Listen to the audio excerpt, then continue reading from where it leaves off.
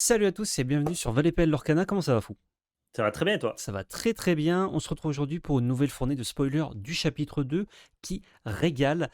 Combien de cartes à vue de nez? Une quinzaine à peu près? Je vais pas Ouais, compter, c'est ça ça. doit être à peu près ça, ça régale. Si vous n'avez pas vu la première fournée, n'hésitez pas à aller la voir. Là, on va pas faire un récap de la première, on va juste continuer jusqu'à ce que tous les spoilers soient révélés et qu'on soit au fait de tout ce qui arrive en novembre, Ouais. mi-novembre, fin début décembre? Je À peu précise près. juste que la première fournée, pardon, ensuite je te parle des dates, elle Vas-y. est pas sur cette chaîne-là, elle est sur la chaîne ValetPL TV parce qu'en fait, depuis, on a Exact. ouvert une chaîne dédiée qui s'appelle ValetPL Lorcana FR, celle sur laquelle vous êtes. Abonnez-vous s'il vous plaît. Ça nous soutient et c'est important pour faire évoluer cette chaîne-là. Mais du coup, on avait commencé à créer du contenu sur notre chaîne TV. Donc, si jamais vous voulez voir les spoilers, les premiers spoilers, les 15 premières cartes, elles sont sur ValetPL TV. Je vous mettrai directement le lien en description. Ça sera plus simple. Au niveau des dates, du coup, dont tu parlais, PL, ça sort mi-novembre dans vos local game store et 1er décembre pour tout Ah, le en monde, grande distribution, c'est bien ça. en grande distribution. Avant de commencer la vidéo, bah, déjà petit pouce bleu et l'abonnement, ça fait plaisir. Je voudrais, vous poser une question à vous qui regardez cette vidéo. Dites-nous en commentaire, si vous pouvez jouer le jeu, c'est top. Quel genre de vidéo Lorcana vous aimeriez voir, notamment au niveau des tutos?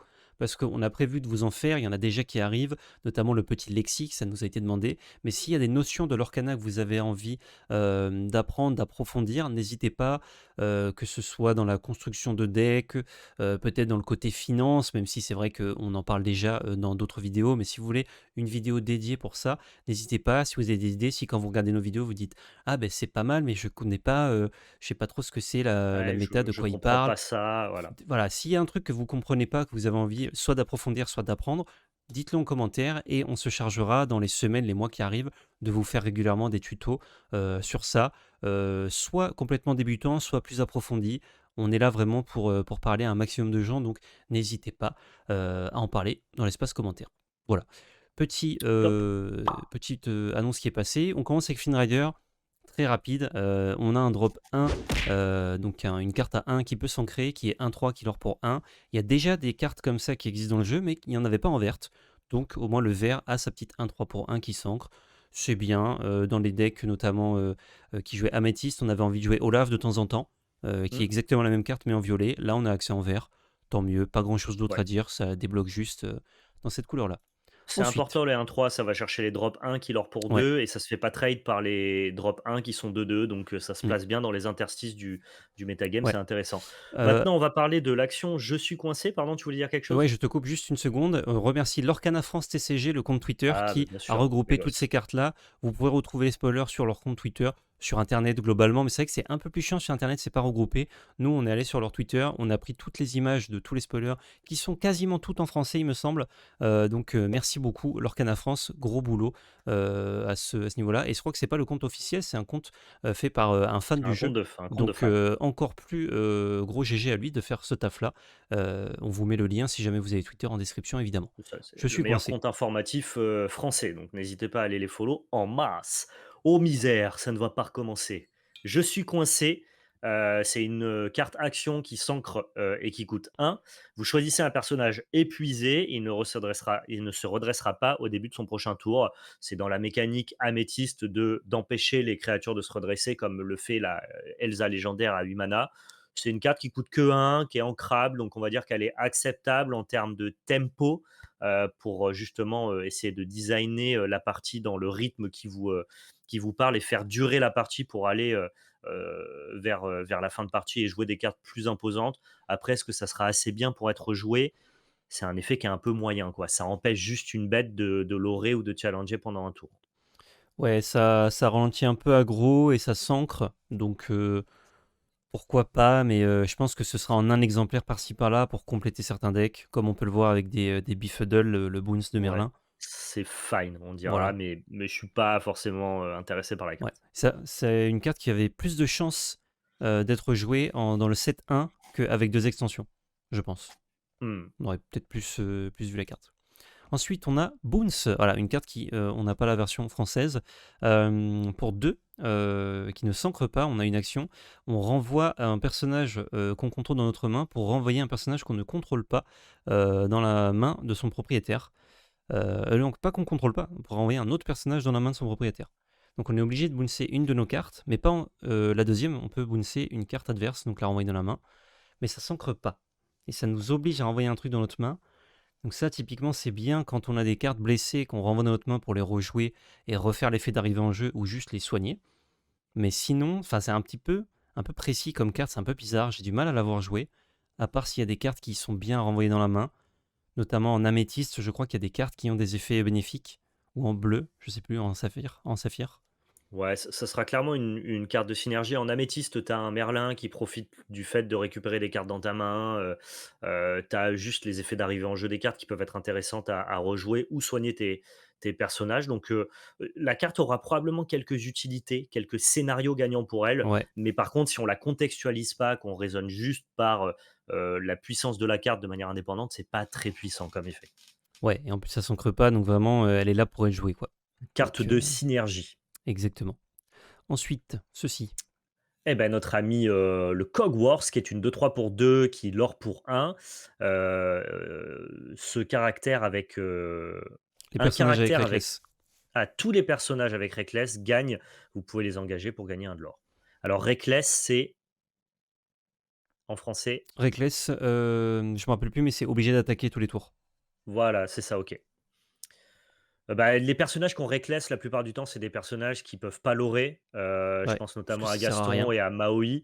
Bah, là, ça leur permet, de gagner 1 de l'or sur une 2-3 pour 2 qui s'ancre, les stats sont fine. Je pense que lui, il est plutôt là pour qu'on puisse évoluer, une, Cogwars plus, intéressante dessus. Exactement. Juste en tant que carte, en elle-même, c'est pas très puissant. On va la voir, juste après. Bah, tiens, d'ailleurs, c'est toi qui en parleras. The Prince pour 3 qui s'ancre. On a une 1-3, des stats assez faibles, qui lore pour 2, mais ça a 2 capacités. Ça a Bodyguard, donc on peut le faire arriver en jeu épuisé, et les adversaires sont obligés de challenger d'abord les cartes avec Bodyguard avant les autres. Et ça résiste 1, donc nouvelle mécanique qu'on avait déjà présentée dans l'autre vidéo. Ça fait que les dommages infligés à ce personnage sont réduits de 1, tous les dommages. Donc si vous lui faites plusieurs fois 1 dégât, vous lui faites plusieurs fois 0 dégâts. Mmh. C'est faible comme stat et en même temps ça résiste 1 et bodyguard et ça s'ancre, donc c'est une assez bonne carte je dirais, surtout que ça peut lorer pour 2. Donc au pire des cas, si il n'y a pas grand chose on va dire à protéger, ça va quand même pas mal lorer pour un drop 3. C'est ok, ça va dans des stratégies particulières, ça se met pas dans tous les decks, mais c'est pas mal. J'aime pas beaucoup parce que même si elle a résiste 1, c'est une carte qui est ridicule face à Gaston, qui est une très, très bonne carte rouge et qui Bah, va aller taper dedans for value. c'est la némésis du prince, c'est Gaston.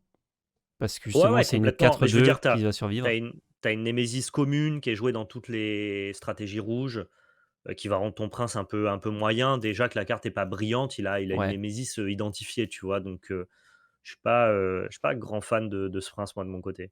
je Je trouve trouve que que les stats si sont un tantinet faibles. si t'affrontes pas du rouge, donc avec Gaston, les stats sont quand même, un peu chiantes à aller chercher, les sorts de dégâts justement, il y en a aucun pour l'instant qui met plus de 3. Donc Ouais. ça veut dire qu'il y a aucun sort de dégâts qui ne tue le prince. Il faut un sort plus autre chose. Les créatures pour aller chercher, souvent elles ont 2 d'attaque en early, donc ça veut Ouais, dire mais qu'elles mettent que 1. c'est une carte de protection, bien sûr, hein, je vois ce que tu veux dire, mais je veux dire, en tout cas, il se fait aller chercher assez Bah facilement dès lors que tu as plusieurs cartes sur ton board, puisqu'il blesse personne. Il bah, blesse pas, en fait, il il a pas blesse de que de 1, statistiques offensives. mais il demande plusieurs attaques, ce qui veut dire à l'adversaire ne pas lorer avec plusieurs cartes, donc je pense qu'en fait ça c'est une carte d'aggro, typiquement.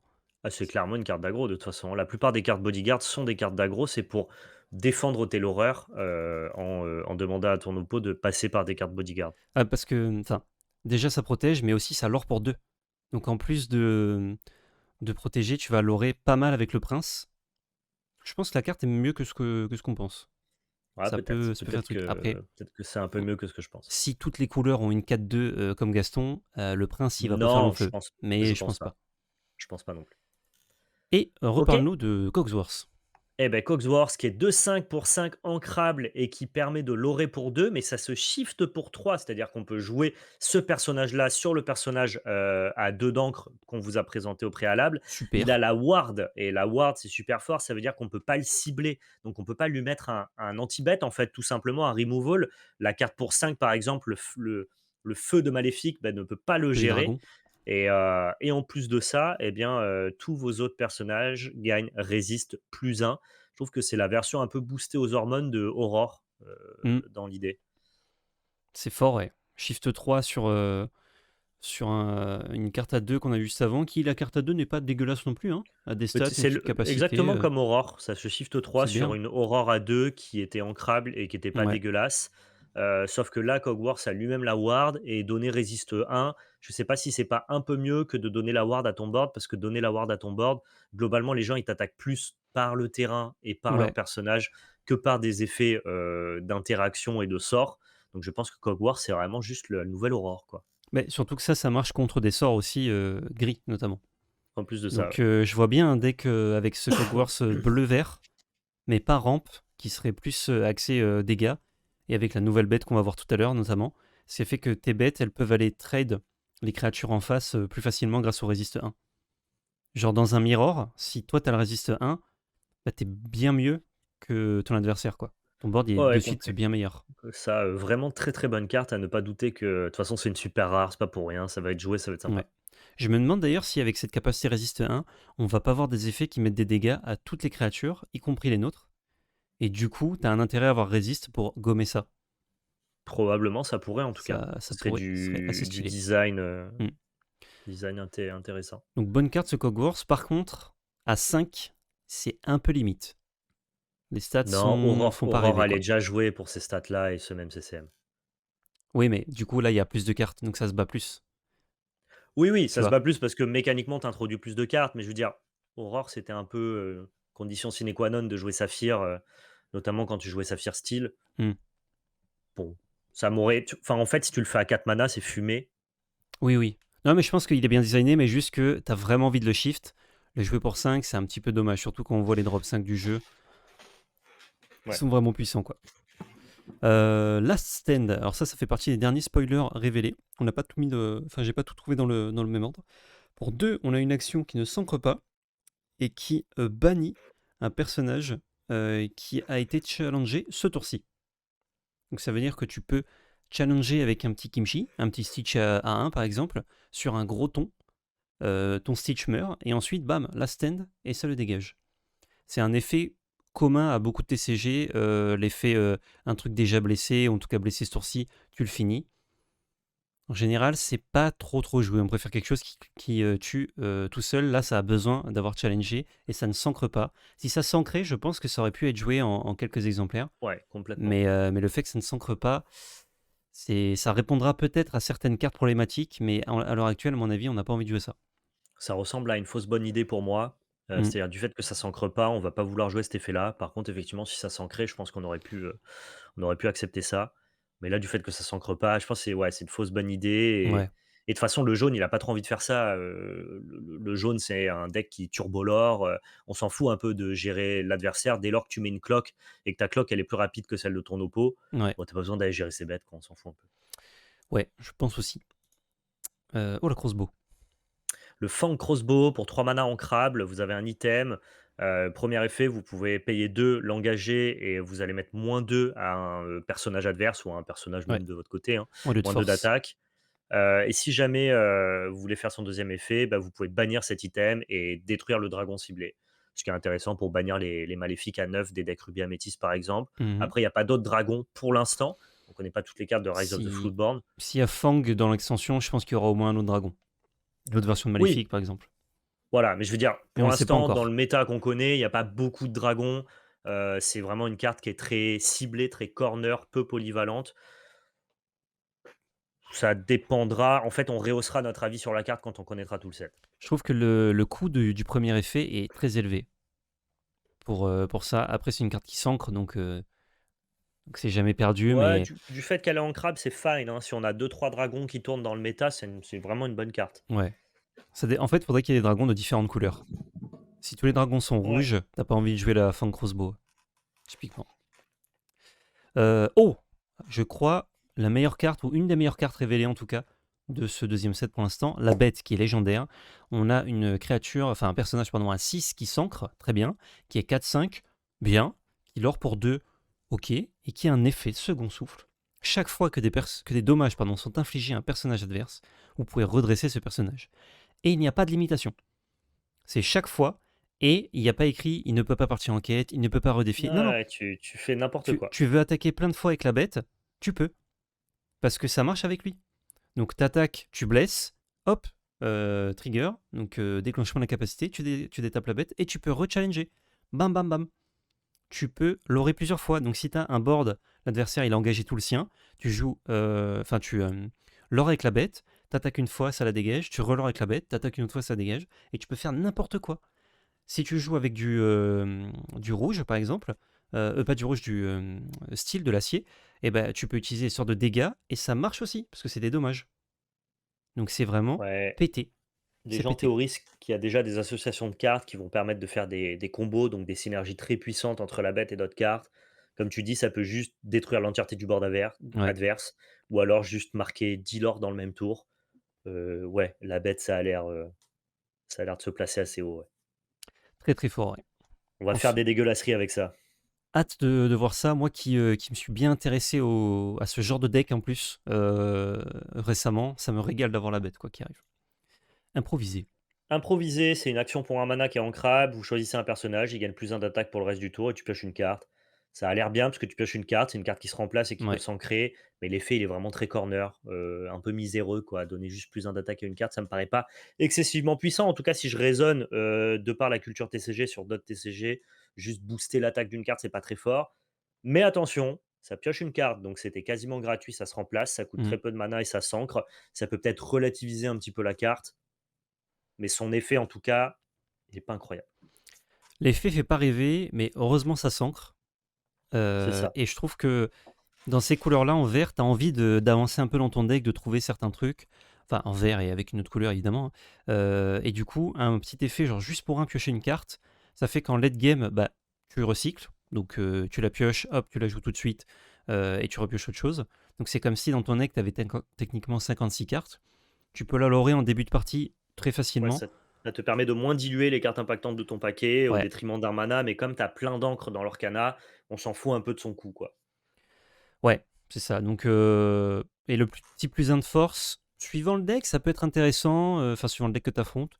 Dans d'autres, pas vraiment. C'est Je trouve vraiment que mignon, quoi. c'est mignon, mais ça me choque pas du tout que ce soit joué, quoi. En fait, Notamment, si c'est joué, ouais, c'est spécifiquement pour le piocher une carte en tant que, du coup, cantrip. Les ouais, cantrips, c'est des petits piocheurs qui vous permettent, entre guillemets, de moins diluer vos payoffs, vos récompenses, vos meilleures cartes dans votre deck. Ça sera jamais joué parce que ça donne plus un une de tes bêtes. non, C'est voilà, joué parce que c'est c'est un clair. draw 1 pour très peu de mana. C'est ça. Et c'est une action aussi, donc c'est intéressant pour des cartes comme Mini. Pour l'instant, il n'y a pas beaucoup d'autres cartes. On va la voir après, Mini, mais en gros, c'est une carte qui demande de jouer plusieurs actions dans le tour. Et typiquement, Ouais, une action qui fait piocher une carte, bah, ça t'aide à trouver d'autres actions, ou vu qu'elle coûte que 1, à en jouer plusieurs dans le tour pour pas cher. ouais. Peut-être pas Donc si c'est mal, bien cela aussi. dit. Ouais. En contextualisant, c'est meilleur que juste le texte de la carte, quoi. Ouais, ouais. Ensuite, ah, ça a bugué. Bim. Voilà. C'est pour toi. Du coup, c'est Non, pour c'est toi. pour moi. C'est, pardon, Mouse Armor. Alors, je vous ai dit, il y a plein de cartes en français, mais exceptionnellement, cette fois-ci, il y a pas mal de cartes en anglais. Pour 2 mana, on a un objet qui ne s'ancre pas. On peut l'engager. Le personnage ciblé gagne résiste plus 1 jusqu'au début de votre prochain tour. Donc, il va garder résiste plus 1 pendant le tour de votre adversaire. Résiste plus 1, ça fait que tous les dommages sont réduits de 1 qu'il a subi. Ça, c'est pas dégueu parce que ça s'utilise gratuitement, mais ça ne s'ancre pas. Donc, on n'a pas envie d'en jouer beaucoup, je pense. On n'a pas envie d'en jouer Ouais. 4. Non. Je trouve que la mécanique résiste est vachement forte, sauf contre le rouge, parce que le rouge, bah, soit a des sorts de destruction, soit utilise des cartes Reckless du coup qui ont des forces très élevées. Mais du coup, contre tout le reste, il y a quand même 5 couleurs qui sont pas rouges. C'est assez fort, donc je me demande si on a envie de jouer ça. Alors, je pense que résiste, c'est quand même une ligne de texte qui est valorisante sur un personnage Ouais. et ça rend la carte meilleure. Par contre, un item pour 2 qui s'ancre pas, qui donne résiste plus un, Bah, je serais étonné que ça soit à Staple, quoi. ça permet, en fait, toujours pareil, tu casses ta dynamique de symétrie, c'est-à-dire que tu donnes résiste à un personnage qui l'a pas, tu peux aller tuer un personnage adverse, le même, mais toi, tu résiste 1, donc le tien survit.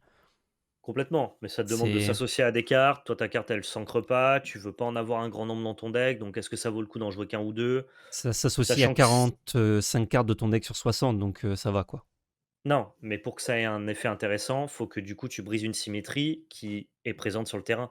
Parce que si ta bête, elle traite déjà favorablement une créature, bon, le résiste 1, il a pas eu le même effet que si ta bête, elle la tradait pas. C'est-à-dire si ta 4-4, elle trade la 4-4 de ton oppo, là l'objet il est bingo. Si ta 4-4, elle trade le 2-2, qu'il ait pris un ou deux dégâts, ça change pas énormément. Franchement, dès le tour 2, ça commence à faire des choses, hein. Si tu as fait Lilo, ton adversaire, il a fait Lilo, il a Loré avec. Hop, tu vas chercher avec ta Lilo la sienne. Tu peux déjà faire ça avec Mox Armor, quoi. C'est Je prends pas le pari sur cette carte, mais je peux peut-être me tromper. Je pense que Résiste, en tout cas, c'est une bonne mécanique et ça se cumule avec les autres Résistes. Donc, s'il a un personnage a déjà Résiste 2, par exemple, bah, ça fait Résiste 3. Bah Donc, ouais, mais bon. je sais pas. Peut-être que je me trompe sur C'est la mécanique, mais je trouve que c'est assez c'est pas fort. ancrable et en plus d'expérience, les decks qui veulent jouer des objets, c'est plutôt des decks contrôle et ça, c'est une mécanique de deck «aggro» entre guillemets. Donc ça veut dire que tu dois jouer un objet non ancrable dans un deck aggro qui Au du coup va midrange. briser ta ouais, aggro midrange quoi, mais ça va briser ta dynamique de sortie et du coup, bah, si jamais tu en joues qu'1 ou 2 dans ton deck pour l'avoir en late game, bah, ça aura beaucoup moins d'impact. Enfin, je crois que c'est pas très, très bien. Ok, on verra. Ah, ça a encore sauté. Hop là, petit spoil. Robin des Bois, Robin des Robin des Boys. Bois, pour 2 non ancrables, on a un 1/3 qui lui, vous rajoute un marqueur lore et vous pouvez l'engager. Choisissez un personnage et infligez-lui un dégât. C'est un archer qui vous ping, qui fait un dégât où il veut. Il est pas ancrable, il a 3 de défense, donc c'est plutôt bien. Vous allez pouvoir quand même pinguer un ou 2 personnages, entre temps, mais il que pour un. C'est vraiment une carte qui est là sur le terrain pour déloger toutes les créatures qui ont un d'endurance. Le fait qu'il s'ancre pas, ça me fait pas le kiffer des masses, quoi. C'est vrai qu'il s'ancre pas pour un drop 2, c'est un peu relou. Ah ouais, Après, vraiment, ouais. il n'y a pas d'effet comme ça dans le jeu, engagé pingé. Enfin, il y a un effet, il y a Hans qui, Mmh. quand il part en. Pas Hans, Sven, Si, quand c'est il part Hans. en aventure, qui ping. T'as as Hans quand il part en aventure, Ah, c'est Hans. il ping, ouais Et et il est très fort ce Hans parce qu'il s'ancre et quand il part en aventure, il récupère 2 de ouais. marqueur lore. Enfin, genre, je pense que Robin Mais, des Bois, il souffre de la comparaison de fou, quoi. mais Hans, il coûte 3. Robin des Il Bois, il coûte arrive 4. un tour plus tôt. Il coûte Il coûte 4, 4 celui Hans. qui fait ça. Ouais. Ouais, Ouais, ouais, donc il mais il arrive est 2 tours 3/3 plus pour tôt. 4, 3/3 pour 4, il ping dès qu'il part en aventure et il est 3/3. Vraiment très fort ce Hans. Donc je sais pas trop quoi penser de ce Robin des Bois. C'est intéressant de choisir aussi d'infliger des dégâts pour des cartes comme la bête, évidemment. Je pense que ça marchera bien en synergie et que la carte seule, bah, comme elle est pas ancrable, est un peu faible. Ouais, je trouve ça très difficile de jouer des drop 2 non ancrables. Ouais, c'est vrai. Surtout que c'est des drop 2, donc c'est des cartes que tu veux jouer en plusieurs exemplaires. C'est pas comme si c'était des one-off, donc des cartes en peu d'exemplaires, d'items que tu Mm. voudrais jouer dans ton deck. Là, si tu joues ça, en vrai, c'est parce que tu trouves que la carte est pertinente. Si la carte elle est pertinente, ça veut dire que tu vas en jouer 4, et ça veut dire que tu rajoutes 4 cartes non ancrables à la structure de ton deck, Ouais, et du coup, je suis pas très fan. yes. Ensuite, on a Cendrillon à 2. 2-2 pour 2 qui s'ancre, qui l'or pour un. Et lorsque vous jouez ce personnage, vous pouvez piocher une carte, puis en défaut, c'est une. Il me semble qu'il y a déjà une carte qui fait ça, une carte commune. Il y a Simba Euh, qui fait ça pour un mana et qui est un 2. ouais, c'est ça. Mais du coup, là, les stats sont meilleurs. Simba, c'est vrai qu'il est pas Ouais, excellent. Et en et ça plus, donne on a. un bon shift pour la grosse Cendrillon. Et c'est ça, on a un intérêt à jouer des Cendrillons pour shifter. Donc, pas sûr que ce soit joué si il n'y avait pas la Cendrillon à shifter. Mais Ça vu qu'il y a serait la pas joué Cendrillon. si s'il y avait pas la Cendrillon à shifter, ça serait pas joué du tout, Hmm, parce que les stats sont un peu faibles et que globalement tu peux faire ça sur un drop 1 quoi. Par contre, vu qu'il y a la Cendrillon à shifter, à mon avis, ouais. c'est pas trop mal, hein. Ouais, mais je pense que tu préfères le faire sur un drop 2 qui a des meilleures stats, qui a des stats de drop 2, plutôt que sur un tour 1 un peu mythique, quoi. Si vraiment t'as Ah envie beh d'avoir l'effet, je pense que tu préfères quand même Cendrillon à Simba. ah ouais, je suis pas certain pour le coup, mais Un 2, c'est pas. En fait, c'est un peu nul comme stat. un 2 c'est des très mauvaises stats, ouais, de Alors que ouf. 2-2, c'est décent, quoi. Ouais, peut-être. Bon, en tout Je sais cas, pas. ça Bon, sera faut probablement jouer joué parce qu'il y a le Cendrillon, ouais. grâce à l'ami Cendrillon, ouais. Mini, dont on parlait tout à l'heure. Notre ami Mini pour 4 qui est ancrable, qui est 2/3 et qui leur pour un. Elle s'altère pour 2, donc sur une Mini à 1, vous pouvez la jouer au tour 2. Elle est insaisissable, donc évasive, ça c'est très très fort puisque ça veut dire que les cartes sur le terrain ne peuvent pas la challenger. Et si jamais vous avez joué au moins 2 cartes actions durant votre tour, ce personnage gagne +2 de l'or pour le reste de ce tour. Ça se groupe très bien avec les nouvelles actions vertes et qui coûtent peu de ressources qui ont été révélées. Donc il y a peut-être un jeu rouge-vert action, évasive, turbo lore qui peut être mis en place dans ce deuxième set. La carte, en tout cas, est intéressante. Elle a des bonnes stats par elle-même. Si Ouais. on l'altère, bah, c'est vraiment super fort. Elle est insaisissable avec un bon effet. à contextualiser dès qu'on en sera plus sur le set, mais à elle seule, elle peut être créatrice d'archétypes Mm. en fait. Exact. Bucky, la meilleure carte du jeu. Pour 2 en ancrable, on a une 1-1 qui lord pour 1 qui a hors d'atteinte, donc on ne peut pas la cibler hormis pour un défi. Et chaque fois que vous jouez un personnage, Floatborn, chaque adversaire choisit une carte, il a des fausses. Alors ça, alors les stats 1-1 lord pour 1 pour 2 c'est faible, mais t'es obligé d'aller chercher par le board. Et en fait ça c'est une carte que tu as envie de jouer et juste de pas t'en servir. Si tu as assez de Ouais. Floatborn, tu vas juste détruire la main de l'adversaire. Si tous les tours tu joues un truc qui fait défausser une carte adversaire, c'est vraiment dur pour lui s'il joue pas ce rêve bleu. Donc l'effet est très puissant. J'ai pas checké tous les floatborn qu'il y avait dans le jeu, Non, en moi tout non cas qu'on plus. avait envie de jouer. Mais ça, c'est un effet typiquement, si c'est pas joué maintenant, il y a des chances que ce soit joué plus tard quand on a un deck floatborn viable et qui casse complètement les decks contrôle. C'est Bah, hyper fort comme effet. plus on rajoute du Floodborn et plus la carte sera bien. Alors de mémoire, dans les bonnes cartes vertes que tu joues par exemple dans Green Amethyst, il n'y a Hmm, pas de Floodborn, pas trop. En tout cas, dans toutes je les crois bonnes cartes pas. vertes agressives, il n'y a pas de Floodborn.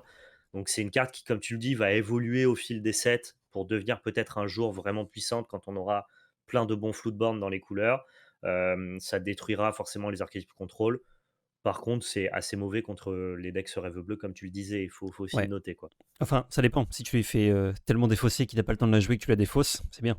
Mais Ouais, bah, s'il y scénario a complexe. typiquement des floatborn à 1, ça veut dire que tu joues Bucky et tu peux jouer 3 floatborn derrière, potentiellement, et détruire la main adverse. Ouais, mais ça te demande du coup, dans les cas où t'as pas Bucky, d'avoir plein de drop 1 un peu naze dans ton deck. Non, mais t'en joues C'est 8, tu vois. T'en joues 8 et il se trouve que des sur scénarios un. rares et ça empêchera peut-être pas Hmm, ton oppo de rêve bleu quand même, tu vois. ouais. À faire tour Après, 3 bon, Ariel, je récupère rêve bleu. voilà, c'est un match-up, quoi. Si tous les autres, Ouais, tu c'est les ça. enterres en faisant ça, tu peux Je perdre dis, contre ce rêve bleu. je donne pas cet argument pour dire que Bucky est pas bien, hein. Je Ouais. pense que Bucky est très très bien. Je dis juste qu'il a des scénarios qui sont vraiment gagnants et d'autres qui sont vraiment très perdants, quoi. Ouais. Non, Genre, c'est pas une franchement, carte turbo, c'est pas turbo broken. c'est. Ça, ça a des corner cases défavorables. En fait, le fait que l'adversaire, quand tu le joues, il peut rien y faire quasiment. Enfin, c'est très dur d'aller le chercher. Parce que t'as juste à palorer avec pour que l'adversaire puisse pas le toucher. Bah, ça le rend très fort. Il y a euh, euh, les deux Vras, donc Soyez prête et Grab Your Sword qui le tue. Il y a l'effet de la grande fée clochette. Et Ouais, actuellement qui dans le est jeu, je crois qu'il n'y a pas d'autre effet qui le tue. Si tu ne l'ors pas avec. bah, il y a tous les effets, comme, fracasser, Non, tu peux pas le cibler, il est hors d'atteinte.